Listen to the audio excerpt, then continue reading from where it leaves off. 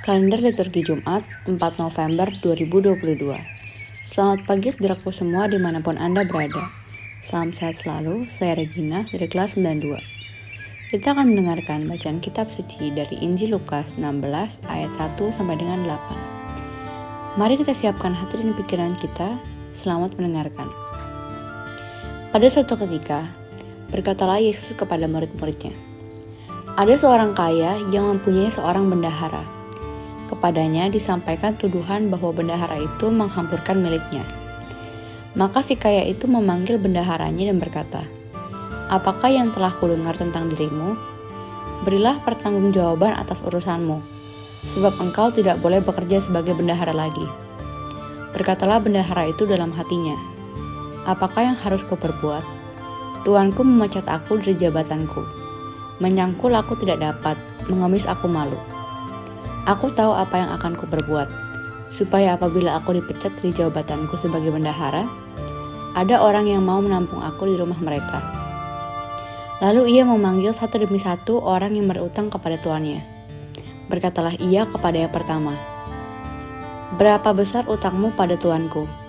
Jawab orang itu, 100 tempayan minyak. Lalu kata bendahara itu, "Inilah surat utangmu. Duduklah dan buatlah surat utang lain kepada sekarang juga 50 tempayan." Kemudian ia berkata kepada yang lain, "Dan saudara, berapa utangmu?"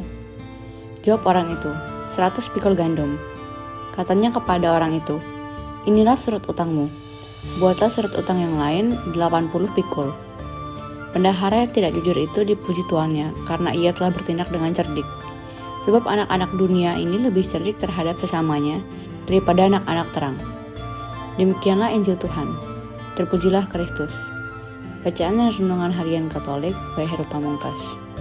Selamat pagi para sahabatku, sahabat suara hati, para selamarian dan pendengar dimanapun Anda berada. Dalam bacaan Injil hari ini, Yesus menyampaikan perumpamaan tentang bendahara yang cerdik. Cerdik yang dimaksud adalah bagaimana kemampuannya menyelamatkan kehidupannya sendiri.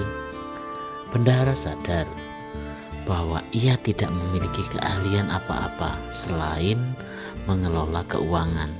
Maka ia mengubah ketentuan pengembalian pinjaman dari orang-orang yang meminjam kepada tuannya. Orang yang meminjam 100 tempayan minyak mengembalikan 50 tempayan. Orang yang meminjam 100 pikul gandum diubah menjadi 80 pikul gandum. Dengan mengubah ketentuan, bendahara yang tidak jujur mempunyai keuntungan dari pengembalian. Ia mendapat nama baik dari yang meminjam. Kenapa? Karena utang yang dikembalikan menjadi berkurang dan ia dapat mempertanggungjawabkan hutangnya kepada tuannya.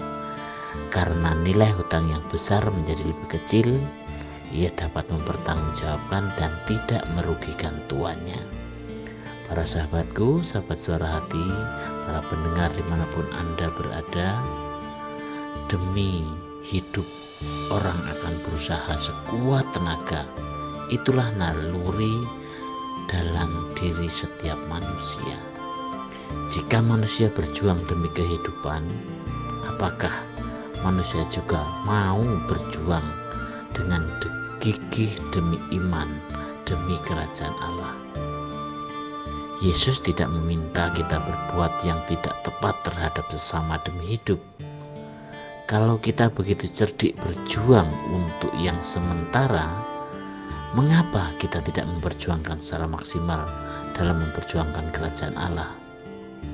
Dengan demikian, kita juga harus memperjuangkan kehidupan kekal secara maksimal, seperti memperjuangkan hidup kita selama ini. Janganlah kita berpikir hidup kekal kan masih nanti. Mengapa kita harus sibuk memperjuangkan sekarang? Saat hidup sekarang sudah tercukupi. Tentang kerajaan Allah itu kan urusan Tuhan. Jika mindset atau pola pikir kita masih seperti ini, maka maka sulit bagi kita untuk menjadi pejuang-pejuang yang tangguh, karena pikiran di dalam diri kita, kerajaan Allah urusan nanti. Kerajaan Allah itu urusan Tuhan, bukan urusan saya. Yang penting saya bisa hidup enak, hidup makmur, tentram, damai, sejahtera. Jika mungkin kita bisa kaya raya. Para sahabatku, sahabat Suara Hati, para pendengar dimanapun Anda berada, karena semua orang telah berbuat dosa dan telah kehilangan kemuliaan Allah, yang terpenting untuk kita sekarang adalah bagaimana kita bersikap memperbaiki kesalahan dan dosa kita. Dan bila saat itu kita masih ada kesempatan alias belum meninggalkan dunia ini, maka kita bisa berupaya untuk memperbaiki kesalahan dan dosa kita dengan berbuat kebaikan kepada orang lain dan berharap orang lain mendoakan kita. Dan semoga kita semua tekun melaksanakan perintah dan kehendak Tuhan. Demikianlah permenungan kita hari ini. Salam hangat dari Suara Hati. Salam sehat selalu. Tuhan memberkati. Amin.